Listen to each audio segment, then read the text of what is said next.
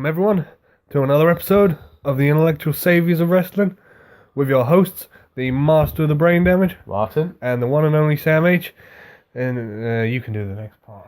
And it is now time to present WWE WrestleMania 33 review. The ultimate thrill ride. And I must say, every time they said this, we had to take a drink. It's a good thing we weren't drinking alcohol. No. We would have been very wasted. We wouldn't have made it through the pre-show. This is very true. And talking of the pre-show, I suppose that's the best place to start off. It is. We had 3 matches on this one. Yeah, although some of them switched about a bit because after all the crap they got for putting the SmackDown Women's title match on the pre-show, they decided to change it. Yeah, there were reports coming out that all 6 of the women involved kicked off about being on the pre-show. Yeah. And we talked about this all throughout the night. They must have kicked off a lot because they were semi-main event. Yeah, and we ended up having the Intercontinental title match, which not an awful lot of people cared about being put on the pre-show. So, let's start off WWE Cruiserweight title match. Your champion, Evil Neville, versus Double A, the greatest man that ever lived, Austin Aries. Yeah. Not a bad opener. A few high-flying moves in there. Yeah.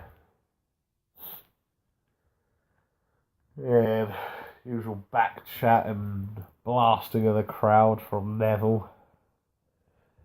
And it also has to be noted before we get this this review properly started. How long was that ramp? Oh, about 80 foot, I think they said. Sheesh. No wonder the Undertaker didn't walk all of it. He only did halfway. Hey, I'd have been pissed off with Triple H. I mean, Christ, he used a motorcycle. Yeah. Poor Seth had to walk with a busted knee. Maybe that was his secret tactic. It was. He's a clever man, that Triple H. So yeah, unfortunately for Double A, it wasn't a B. No, Neville used a dirty tactic, raking the reconstructed eye socket. Yeah. Which the referee actually spotted and told him to stop, but didn't disqualify him for it. Pretty sure that's always been an illegal move that you can't do. It is an illegal. A blatant illegal move. Yeah. And Neville ended up picking up the victory with a red arrow. Yeah. And then we moved on to match number 2. The Andre the Giant Battle Royal. Yeah. 33-man Battle Royal. Yeah, they added a few people. Yeah. I don't think we'll go through the full list. No. But I would just say how disappointed I was with this match. You had some good people in this match. People you could build into main eventers. Sami Zayn, Luke Harper, Braun Strowman. I was okay with Big Show being tossed out as early as he was. Yeah, and of course you had WWE's first Chinese wrestler in it as well, Tian Ming. Yeah. And you also had Killian Dane from Sanity in this. Still trying to work out why he was in the match, but hey ho. No, despite everything, I fairly enjoyed this match. Most notably because at one point, Jinder got so enraged with Mojo Rawley, chucked him through the middle of the ropes, started attacking him at ringside. Then conveniently, one of his best buddies, one of my main men, Rob Gronkowski, tight end for the New England Patriots. And then Jinder made the mistake of squaring up to him, grabbed his drink, and then chucked it over his shoulder. Got the poor guy sitting behind him wet. Good. And then Jinder got back in the ring. Gronk turned around, nah, I'm not having this. He got in the ring. Oh, hold on, you're missing a very humorous moment here. when security tried to stop Gronkowski getting in the ring. Oh, yeah. How could I forget this? Yeah, this stupid idiot female security guard tried to stop him from getting over the barrier, and then the referees very quickly come over and went, no, let him come over. He's part of the show. He's part of the show, let him over. Oh, man. And then Gronk got into the ring, and he sent Jinder flying. How is it that it came down to Mojo Rawley and Jinder Mahal? I'm not sure the Jinder part, but... And even worse, the last couple were, what was it? Titus O'Neil, the Brand, Killian Dane. Yeah. This Battle Royal was an insult to Battle Royal. In the end, the hype machine got the job done. Oh, God. Your Andre the Giant Battle Royal winner 2017, Mojo Rawley. Christ almighty. You gotta keep hyped, man. There's nothing hype about that. He's a goon. Well, I've had more fun. Right. Moving on. Final match of the pre-show. You had the Intercontinental Championship match between Dean Ambrose and Baron Corbin. And it must be said that they both look pissed off walking down the ramp. Baron a little bit more pissed than normal. Yeah, I mean, he's got a reputation for being a miserable git. Yeah. But you could tell it was a very last-minute decision, them moving it to a pre-show. Yeah. And they were pissed. Yeah. Well, that has to be said. I've not been a fan of Ambrose for quite a while now, because he's just become a really lazy and predictable worker. And he just doesn't seem to be interested in freshening anything up at all. And probably the worst thing in the world he'd done was do that Austin podcast. Yeah. Didn't do anyone any favours. No. I mean, we haven't had an Austin podcast since then. No. It's like I said to you on Sunday. Ambrose killed the Stone Cold podcast. Yeah. Well, I'd love to say something really great about this match, but to be honest, it was boring. Yeah, it wasn't particularly great. We were all just waiting for Baron to win the Intercontinental title. And unfortunately, it never happened. It didn't happen. There was a Dirty Deeds 1, 2, 3. And everyone was like, huh? Why? Yeah, why? Why indeed? But on to the main show. Yes, the main event. Kicking off the show, we had AJ Styles versus SmackDown Commissioner Shane McMahon. Yeah, and one of the selling points was this was just going to be a normal match, no gimmicks. We all thought Shane might have jumped off the ring above the ring. That would have been impressive. Or the roller coaster. Yeah. But no. No, just a straight up match. And yeah, to be honest, it wasn't a bad match. No, I was quite surprised with it. Yeah. AJ got a majority of the offense in. Shane had his own moment with his still very poor punching. I don't know who's worse at punching, Shane McMahon or Cena. Oh, God. Well, considering Cena's an in-ring worker, you'd have thought he'd have gotten better at it. Ugh. But, yeah, it was okay. Shane got in his usual tactics. He did his coast-to-coast. Oh, yeah. Not before AJ tried it, just before. Yeah. Yeah. Well, I did laugh at AJ doing the Shane shuffle. Yeah, there was a bit of a Mickey taking, shall we say, between the two. But ultimately, it came down to Shane going for a shooting star press, which he missed. Yeah. And then he got hit with a phenomenal forearm. And that was it. That was all she wrote. Yep. AJ finally gets his WrestleMania moment. Yeah. And then, moving on to our next match, the Battle of Best Friends. Oh, God. KO versus Chris Jericho for the United States title. And something we noticed fairly early on, and it became a running trend, most of the champions were coming out first in these matches, which is really weird because normally it's the champion coming in last. That's normally been the rule. I think only one champion actually did come out last. Yeah. I can't remember which one it was. Yeah, I'm not sure either.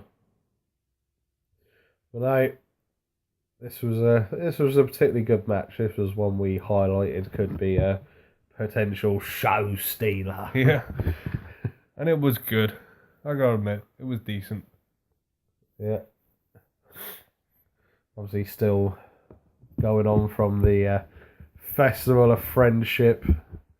Chris wanted to know why Kevin had turned the way he had. Oh, he said he was never his best friend. He used him. Yeah. And I enjoyed the big list of Jericho at the beginning. Which he should have come out of. I think that would have been funny. Yeah. Yeah. Yeah, it was very good. And we got to mention the other moment. KO tried hitting the pop-up powerbomb. It turned into a code breaker. Yeah. And he got saved by the finger of Kevin Owens. Yeah. Yeah, never seen that before yet. It was just the way it happened. 1, 2, and then the finger on the rope. Yeah, literally just one index finger. Yeah. It was brilliant. Didn't grab the rope. Just one finger. Yeah. And then unfortunately after that point, that's when things turned nasty. And then Chris Jericho got hit with a pop-up powerbomb to the apron of the ring. The hardest part of the ring, if you don't already know. God, how can we not? It's mentioned every bloody time. Yeah, and KO tossed Chris into the ring. And that was it. 1, 2, 3. New United States champion. Now, Kevin Owens has done 3 out of the 4 main singles titles. Yeah. Yeah. So, moving on. We have the Raw Women's Championship match. Bayley, Charlotte Flair, Sasha Banks, and for no reason whatsoever, Nia Jax. Now, it must be noted, when we were watching this, how less of an impact Bayley was. It was like everyone got a decent entrance. Bayley just walked out. Sasha had the car, Charlotte had the fireworks. Yeah. Nia Jax, well, was there. And Bayley, as the champ, just walked out. Yeah, and she sort of had like Randy Savage-esque effect to her jacket. But apart from that, yeah, not really a huge amount. And she tripped on one of her Bayley buddies. Yeah, she did. Which was rather fun. And as expected, Nia Jax was the first one eliminated. Yes. Yeah. And then we were all there eagerly awaiting the heel turn from Sasha. But it didn't come. No, it never happened. No, not. Who was the next to get eliminated in this? Sasha Banks? Sasha. Yeah, it was. Charlotte eliminated her. Oh, how is it natural selection? I think so. Struggling to remember this. You know, remember, we watched like 9 hours of wrestling that night. Yeah. Long day of wrestling. And thanks to that, I saw very little of Monday. I wish I hadn't seen much of Monday, but alas. So, no, it came down to Charlotte and Bayley. And rather strangely, it just, well, ended a bit tamely. Yeah. It was weird. Yeah, you got the 3 count, and it was just like, right, that's it. That's it. Well, Bayley has never pinned anyone with the Macho Man elbow. No, she hasn't. So when we hit it, it was just like, oh. bit lackluster. Bit of a crappy ending. Yeah. And we never got the heel turn. No. Because they're dragging it out. Yeah. So next, we've got another Raw match. It's the triple threat match for the tag team titles. The triple threat ladder match. You had the champions, Gallows and Anderson, facing off against Guinness and Barfight, and Enzo and Big Cass. Which we should also know as well, Enzo never got a big promo cut with their entrance. You would have thought that would have been the perfect place to do one. And then everyone was all in the ring. It was all about ready to start off. And then all of a sudden, the New Day come out. Our WrestleMania hosts. And they said, well, we've just been told there's been a team added to this match. It's going to be a fatal 4-way match. And straight away, initially I thought, oh God, have they added New Day to this randomly for no reason whatsoever? Yep, New Day are going to be in it. Yeah, then they go, but who is it? Who? And then we knew it had been rumoured, but it was finally happening. Then the Hardy Boys music hit the arena, and everyone just lost their shit. Yeah, the one thing I was dreading actually happened. Yeah. Because I've been saying for ages, if Matt comes back, he has to be broken Matt.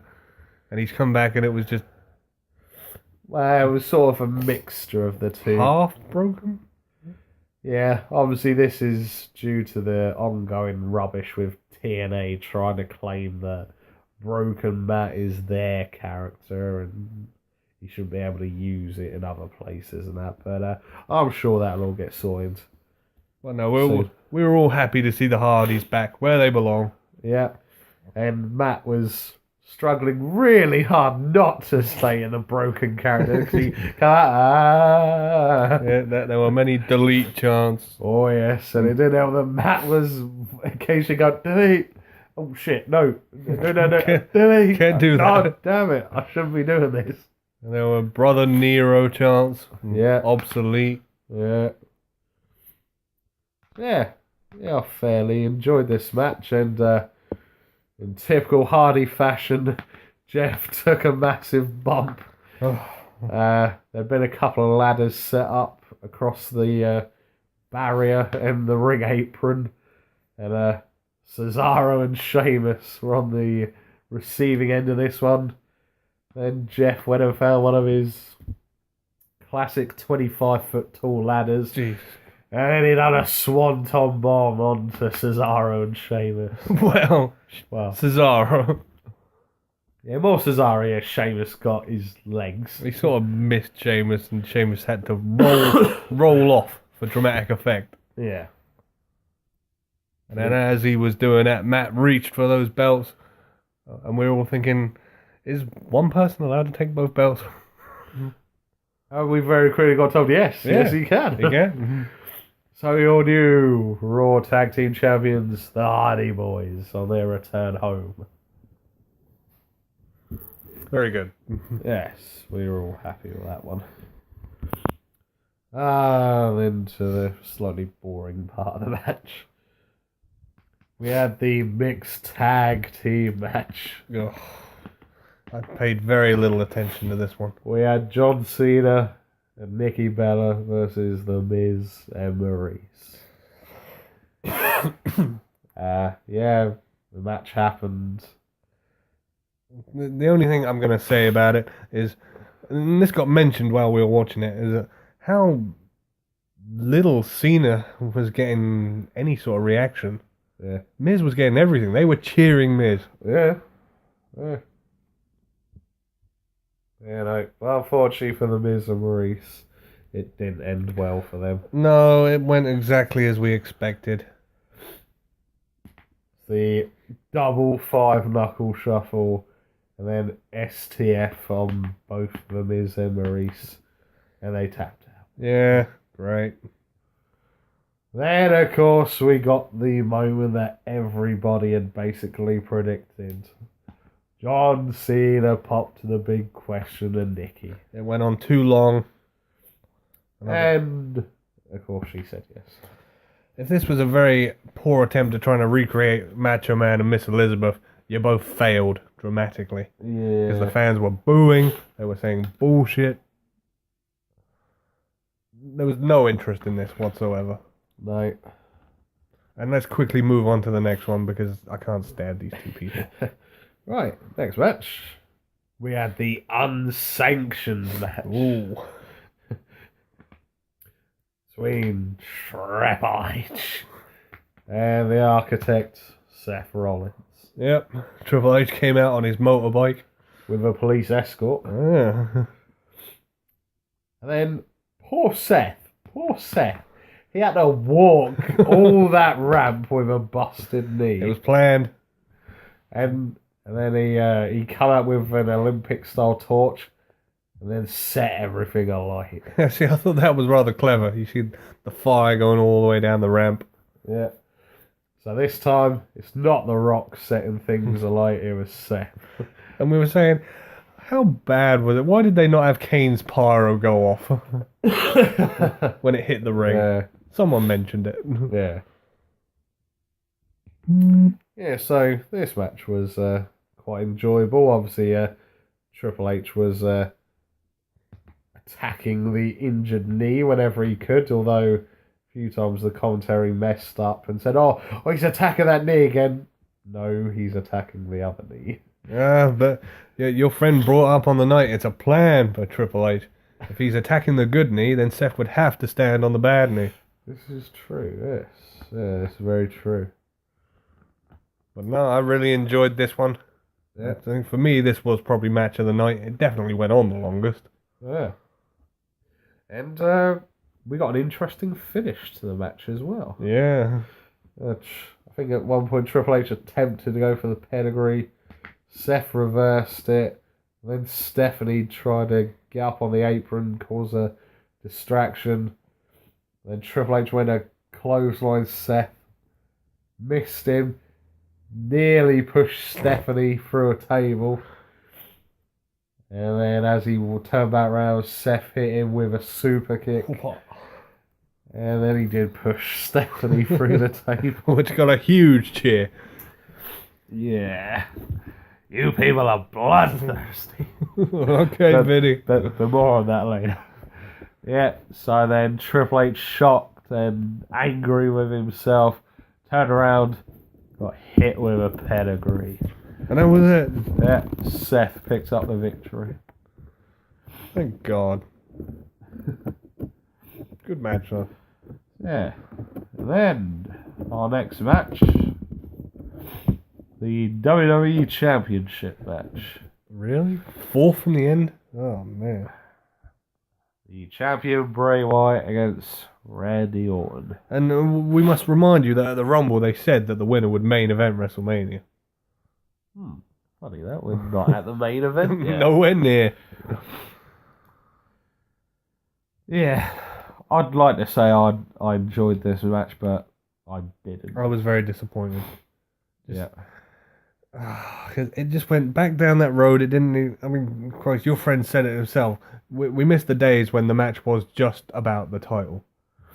Yeah, and it seemed to be more about the fact that Randy burned the Wyatt compound and targeted Sister Abigail's ashes and all this rubbish. And you know, they're fighting for one of the main titles in the company. Just let it be about that. The main title. This is the one that Vince actually gives a damn about. Yeah, exactly. And, you know, you had sort of half-ass mind game attempts by Bray. Well, yeah, there was these strange projections in the ring, which really just didn't do anything. Yeah, with like maggots and worms and cockroaches, I think. Yeah.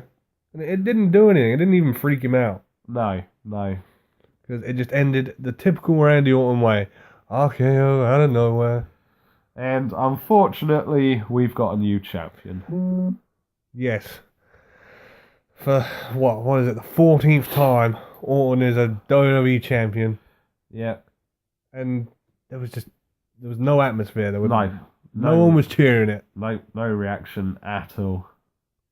Right, and I just ask you the question again. What the hell is Randy Orton doing anywhere near the main title picture in 2017? He shouldn't be anywhere near it. No. He should be in the mid card, helping other people. Yeah.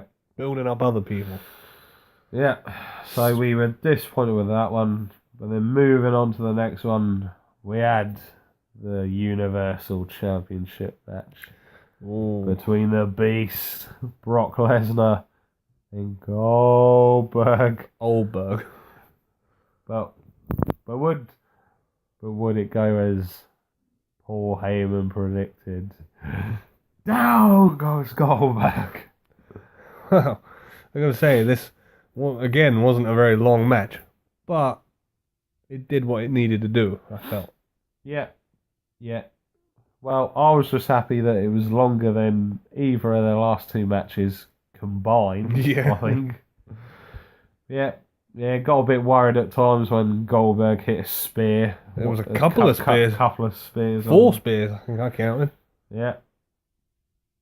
But no, it ended how it should have done, with an F5. Yeah, 10 German suplexes. Yeah. And there was a guy in the crowd with, like, cue cards. Very good.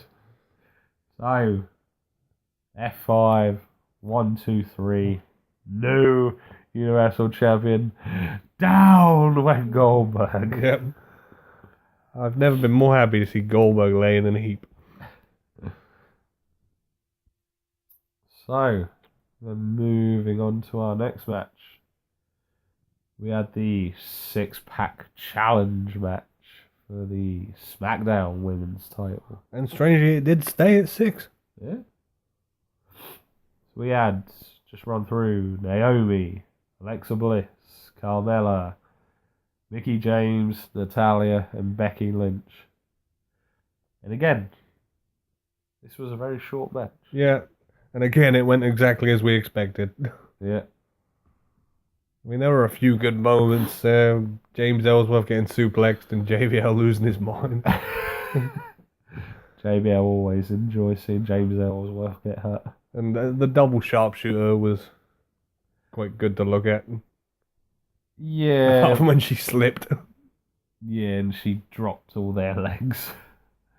No, some good spots, but in the end, in our hometown, Naomi ended up picking up the victory. Yeah, she now has a submission, which I've never seen her use before. No. But that's I guess a new move for her. Yeah. And she tapped out the champion. Yep. I mean, with a 6-pack challenge, you often think, oh, well, she's not going to win the title from the champion. Yep. But no, they did that. No, this time she did. So, main event time.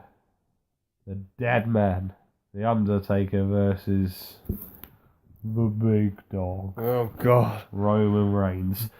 Fighting, theoretically, over an imaginary yard. We had a lot of fun with this one.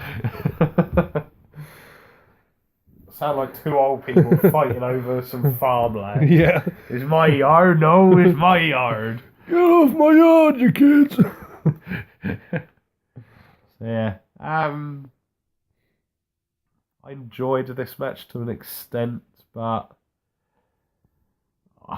I just can't stand how they book Roman these days. Yeah, It's too Cena-esque. it's not helping him whatsoever. No, I'm not knocking him as a person or a wrestler, but just the booking is just damaging him so much. The thing, I mean, I don't mind Roman as a wrestler. As a wrestler, he can put on a good match. Yeah. But they've just screwed him up so badly. Yeah. And it's like, it's not even his fault. It's just downright stubbornness from Vince McMahon. He's saying, you will like Roman Reigns, and you will accept it. Yeah. And the fans have just turned around and said, no, fuck you. Yeah. And I don't know. There were parts in this I enjoyed, but I was just worried all throughout the match. You were just waiting for it, weren't you? Mm. And unfortunately, it did come along. 2 spears. And that downed the Undertaker. Was it 2? I'm sure he hit a lot more than 2. Well, yeah, throughout the match, but yeah. Yeah, because he hit him once with a spear, and then he got frustrated when he kicked out and that. Then he done that stupid springing off of the ropes like 3 or 4 times, then hitting him with it. Yeah. I gotta say, how disappointed I was in this one. I mean, Undertaker's old school, and he's always said that he wanted to leave on his back. Yeah. But it's just the wrong guy. Yeah. Yeah. Well, it didn't go down well at all with the crowd. Oh no. They were not happy at all. And then after a short while, the Undertaker got up, sort of acknowledged the crowd. And then he proceeded to take his jacket, his gloves, and his hat off, and then leave it all in the ring. Yeah. And he even did something he never do. He broke character and went over to his wife. Yeah. Gave her a kiss, and then he slowly walked back up the ramp. So,